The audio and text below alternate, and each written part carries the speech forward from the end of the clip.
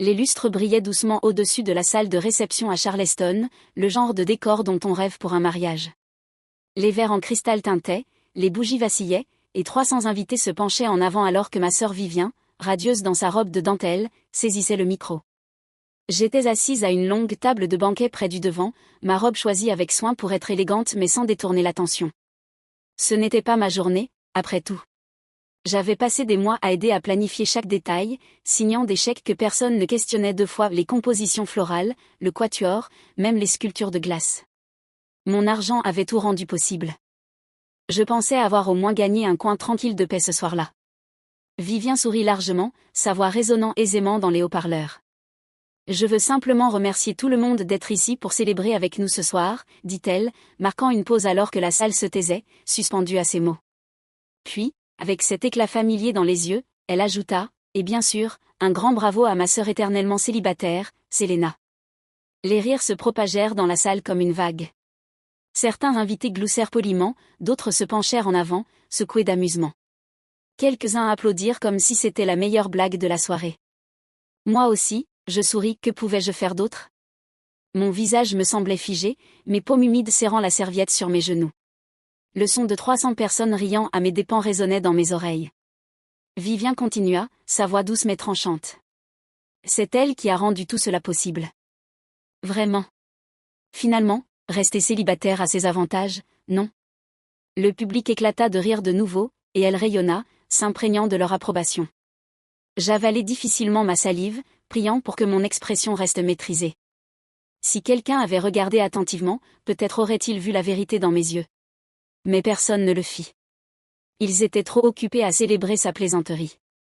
L'ironie m'écrasait la poitrine, j'avais payé la moitié de ce mariage. Son mariage de rêve reposait sur les fondations de mes sacrifices silencieux. Et pourtant, j'étais réduite à une simple punchline. Je pliai lentement ma serviette, cherchant mon souffle, tandis que Vivien tendait le micro à la demoiselle d'honneur. Les tintements de verre reprirent, mais les rires résonnaient encore en moi, plus coupants que n'importe quelle parole que j'aurais pu prononcer. Et à ce moment-là, l'histoire de ma vie se rejoint une fois de plus, Vivien éblouissant la salle, et moi assise dans l'ombre, tenant tout ensemble. Mais les ombres peuvent contenir plus que le silence. Parfois, elles portent une vérité que personne ne voit venir. Les rires de la réception persistaient dans mes oreilles, mais mon esprit dériva vers les rues de Savannah, où Vivien et moi avions grandi. Elle avait toujours été l'éblouissante. Même enfant, elle savait comment incliner son menton juste comme il fallait, comment afficher un sourire qui faisait fondre les adultes. Les professeurs l'adoraient. Les voisins disaient qu'elle irait sûrement loin. Et moi ? J'étais la discrète, la fille fiable qui ne faisait pas de vagues.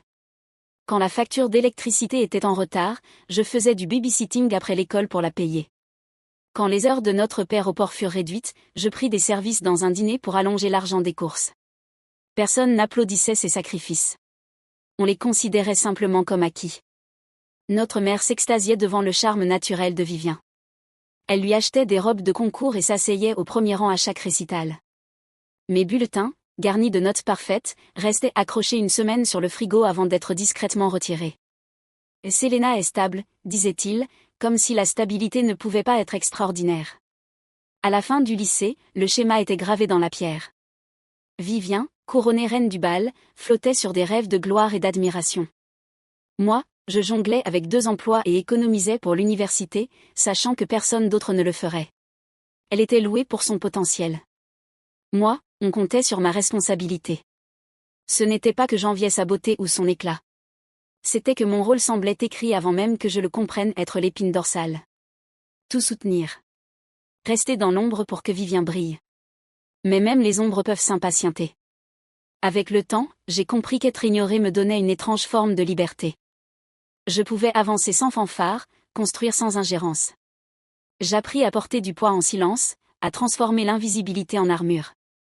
Et des années plus tard, quand le monde pensait que j'étais encore ce pilier invisible, j'avais déjà jeté les bases de quelque chose de bien plus puissant que quiconque ne l'imaginait. À 30 ans, j'avais déjà accepté mon rôle de sœur fiable, celle qui payait les factures, qui se présentait sans qu'on le lui demande, qui n'avait jamais besoin de lumière. Ce que je n'avais pas accepté, c'était d'être traitée comme si ma vie n'était qu'une salle d'attente pour quelque chose de meilleur qui ne viendrait jamais. Cette même année, une relation que je croyais stable et durable s'effondra en une seule nuit. La trahison me blessa profondément. Mais au lieu de me briser, elle m'a poussé vers une nouvelle forme de détermination. Si l'amour ne pouvait pas être une certitude, alors je bâtirais autre chose, quelque chose que personne ne pourrait m'enlever. Je quittais Savannah pour Charlotte, où je ne connaissais personne et où personne ne me connaissait. Dans un loft modeste aux murs de briques et aux meubles de seconde main, je lançais Whitmore Strategy. Tout commença simplement du conseil pour de petites entreprises qui ne pouvaient pas se payer de grands cabinets. Je comprenais les opérations. Je comprenais l'efficacité. Et surtout, je comprenais les gens qui se sentaient invisibles. Un contrat en mena un autre. Et bientôt, j'étudiais les acquisitions, rachetant des entreprises moyennes en difficulté pour les transformer en sociétés rentables. J'appris à agir dans la discrétion, à prendre des décisions sans attirer l'attention. Ma vieille berline m'emmenait de réunion en réunion, se fondant dans les parkings où personne n'aurait soupçonné que la femme qui en sortait possédait l'immeuble à l'intérieur. Plus je construisais, moins je partageais quand la famille me demandait ce que je faisais. Je restais vague. Pour eux, j'étais toujours la sœur célibataire qui s'amusait à travailler pour passer le temps. Pour moi, je bâtissais quelque chose de bien plus grand qu'ils ne pouvaient l'imaginer. Quelques mois avant le mariage de Vivien, j'avais finalisé mon projet le plus ambitieux jusqu'ici, une participation majoritaire dans Stanton Dynamics, une entreprise technologique aux contrats nationaux. Et, comme le destin l'aurait voulu, c'était justement l'endroit où Graham, son fiancé, avait fait carrière. On aurait dit que l'univers avait tracé un cercle que je n'avais jamais eu l'intention de fermer. Mais je gardais cette information pour moi, convaincu que, de toute façon, personne dans ma famille n'y aurait prêté attention, même si je le leur avais dit. Quand Vivien annonça ses fiançailles avec Graham Alden, c'était comme si toute la famille attendait ce moment depuis toujours. Il était raffiné, ambitieux, et avide de grimper plus haut que ce que son propre nom de famille pouvait lui permettre. Au dîner, il parlait comme si chaque conversation était une opportunité de réseautage, transformant même les banalités en argumentaire de vente. Je comprenais pourquoi Vivien l'adorait. Il était le miroir qu'elle attendait, reflétant sa propre soif d'admiration. Presque immédiatement, les discussions se tournèrent vers le mariage.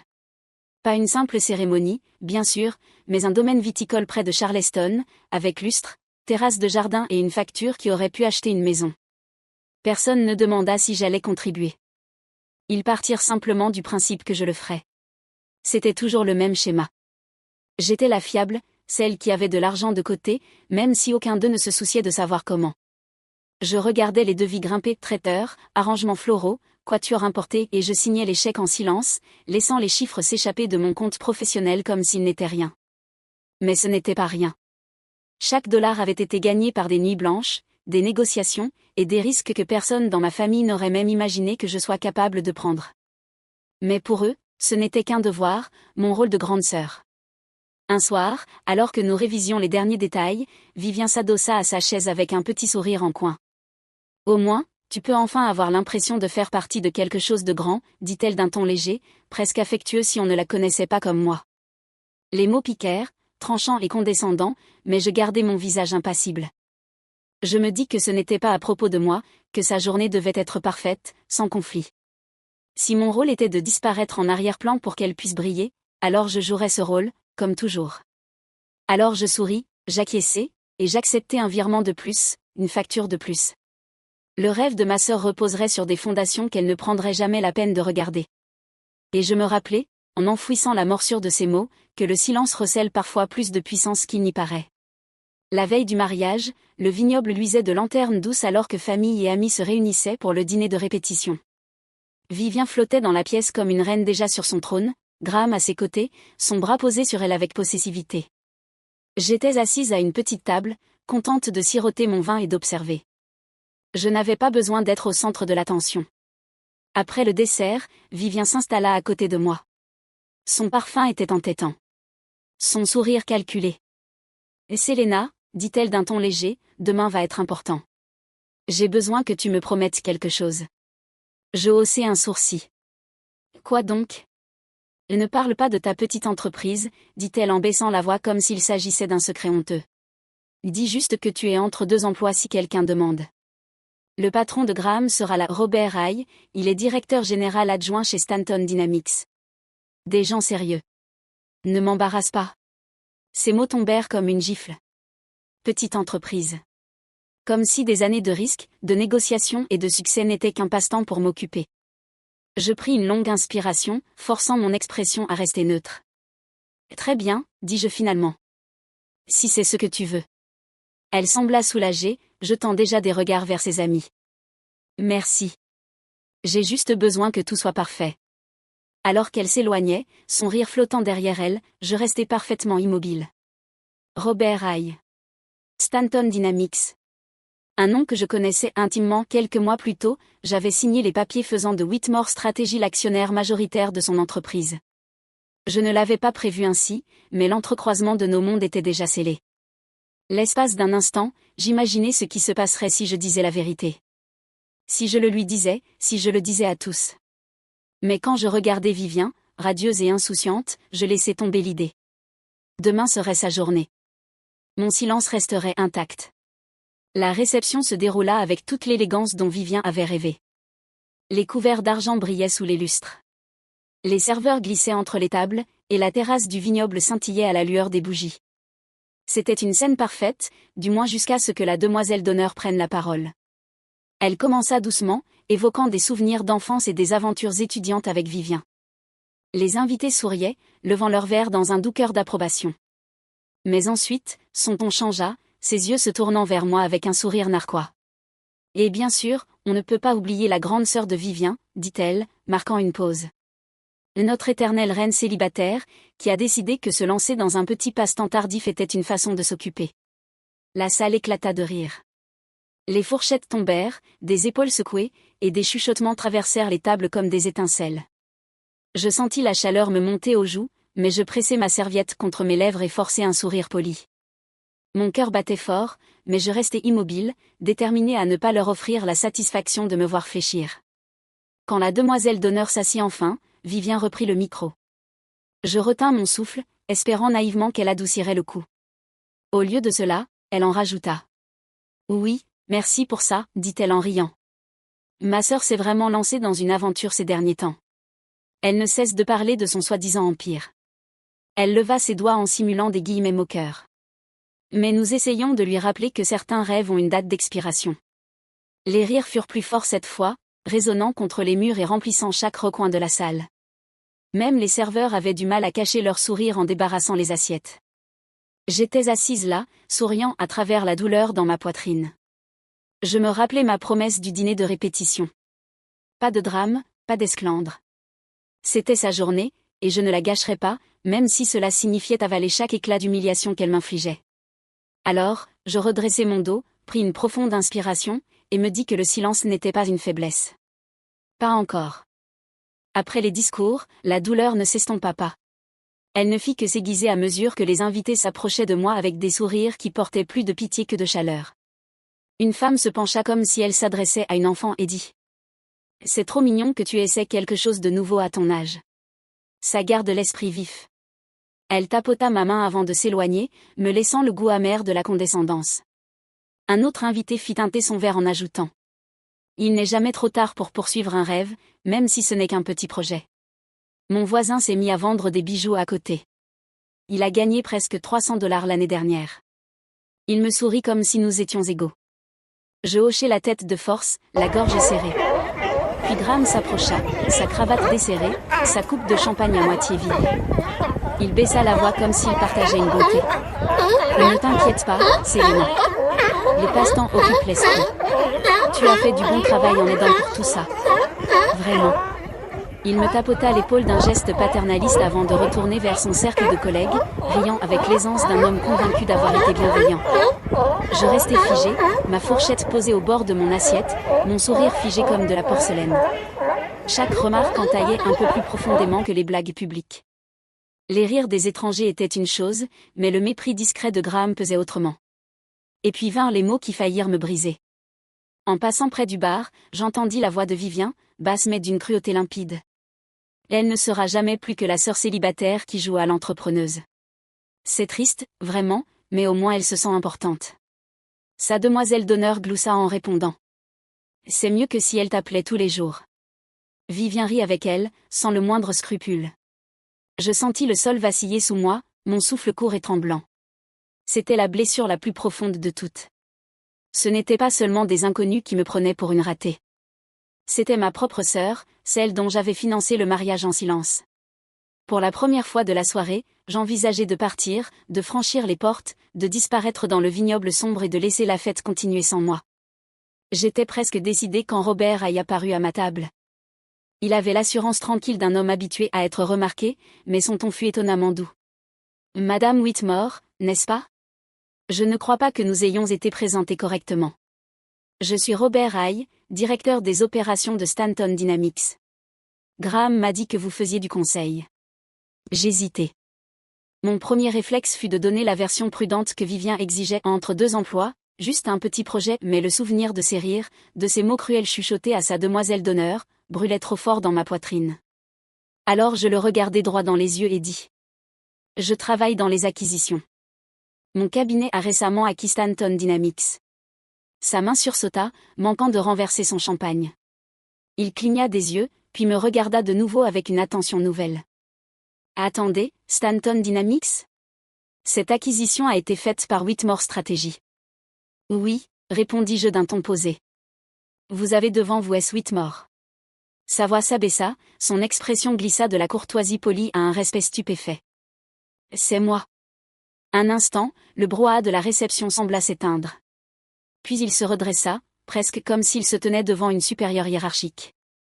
Madame Whitmore, dit-il avec une solennité nouvelle. Le poids de ces mots était indéniable. Je vis son regard parcourir la salle, s'attarder sur les invités encore amusés, sur Graham, sur Vivien. Un dégoût passa sur ses traits. Je ne savais pas que vous étiez ici. Endurant tout cela. Je haussai légèrement les épaules, le seul signe que je me permettais de montrer de ma douleur. C'est le mariage de ma sœur, dis-je doucement. Cette soirée n'a jamais été la mienne. Mais son regard disait le contraire, et je sus qu'un basculement venait d'avoir lieu, irréversible. La mâchoire de Robert Haye se crispa. Il balaya la salle d'un œil sombre, s'arrêta sur les sourires narquois. Puis, sans demander la permission, il posa son verre, marcha jusqu'à la scène et prit le micro au digi. « Excusez-moi, dit-il, sa voix ferme mais coupant l'air comme du verre. J'ai quelque chose à dire. » Le bavardage s'interrompit, les verres restèrent suspendus. 300 têtes se tournèrent vers lui. « Nous avons passé la soirée à rire de Selena Whitmore, poursuivit-il, son regard balayant la salle. Mais ce que vous ignorez, c'est qu'elle est la propriétaire de Stanton Dynamics, ainsi que de 5 autres entreprises dans le secteur technologique. Beaucoup d'entre vous ici ce soir, son regard se posa sur les collègues de Graham, travaillent en réalité pour elle. Le souffle de stupeur parcourut la salle comme une onde. Les invités se remuèrent, se jetant des regards incrédules. L'un laissa tomber sa fourchette, un autre pâlit à vue d'œil. Je vis le visage de Vivien se vider de toute couleur, son sourire s'effondrer, tandis que Graham semblait recevoir un coup de poing invisible. Je restai assise un instant, laissant le silence s'épaissir. Puis je me levai, lissai ma robe et montai sur scène. Haye me tendit le micro. Oui, dis-je d'une voix calme mais claire. Je suis S. Whitmore de Whitmore Strategy. Je me suis tue parce que c'était le jour de ma sœur, pas le mien. Mais quand on se moque de la valeur de quelqu'un, souvenez-vous de ceci, le silence ne signifie pas toujours la faiblesse. Parfois, le silence cache la force. La salle resta figée. Tous les regards braqués sur moi. Et pour la première fois de la soirée, je ne me sentis plus invisible. Quand la musique reprit enfin, l'atmosphère entière avait changé. Les invités qui m'avaient raillé plus tôt se pressaient maintenant pour s'excuser, leur voix pleine d'un respect nerveux. Certains me glissèrent même leur carte de visite, soudain désireux de se rapprocher. Je souris poliment, mais au fond, je me sentais détachée. Leur reconnaissance avait peu de valeur après leur rire. De l'autre côté de la salle, Graham restait raide aux côtés de son patron, le visage cramoisi. Haye lui tapa l'épaule sèchement avant de s'éloigner. L'humiliation se lisait sur lui comme un livre ouvert. Vivien me retrouva plus tard, ses larmes traçant des sillons noirs sur ses joues. « Pourquoi tu ne me l'as pas dit ?» chuchota-t-elle. Je la fixai, ferme et implacable. Parce qu'à chaque fois que j'essayais, tu levais les yeux au ciel. Tu voulais que je reste petite pour que toi, tu te sentes grande. Ses larmes redoublèrent, mais je ne fléchis pas. La vérité était attendue depuis trop longtemps. 6 mois plus tard, les fractures persistaient. Au repas de famille, Graham m'appelait désormais Madame Whitmore, son respect imposé par les circonstances. Vivien avait enfin accepté d'aller en thérapie. Nous nous y asseyions côte à côte, démêlant peu à peu les années passées dans des rôles qui ne nous appartenaient pas. Les progrès étaient lents, mais réels. À travers tout cela, une seule certitude m'accompagnait, mon pouvoir ne résidait pas seulement dans les entreprises que je possédais, mais dans le choix de ne plus laisser personne, pas même ma famille, me